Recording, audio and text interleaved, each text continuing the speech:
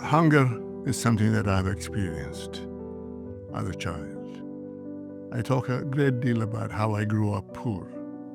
It left an incredibly indelible impression in me in terms of what it means.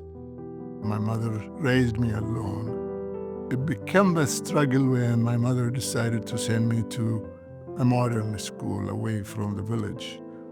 And I walked to that school on foot, around 20 kilometers, which is about 12 miles, every Sunday to go to school, and boarded either with a family or with a group of friends for the week, and then walked back Friday afternoon to my home. At the end of 8th grade, you take a national exam. And depending on your score, if you are among the best of the students in the country, you get to choose before you take your exam which line of education you go on. And for some reason, I chose agriculture. Sorghum is a crop that is mainly grown in dry areas.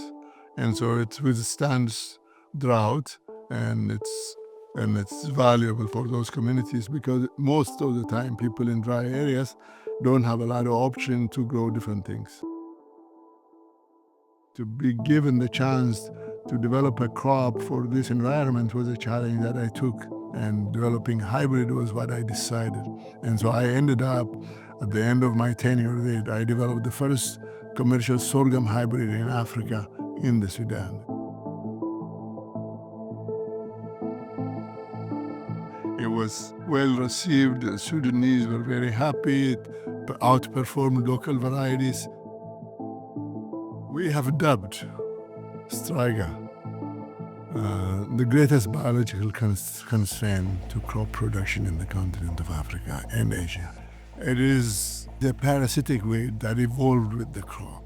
So we developed both varieties and hybrids that have the genes for striga resistance and for productivity increases.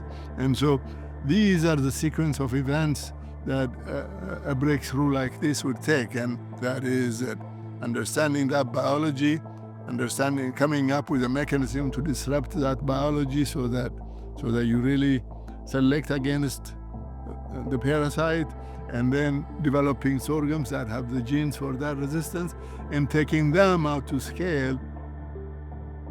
What I have done through my research, saved lives and helped feed people, is a very powerful and humbling experience. Service to humanity has really defined the way I had done things, and that has defined me. I like it, the fact that it has defined me, because I try to remain true to that the best I can.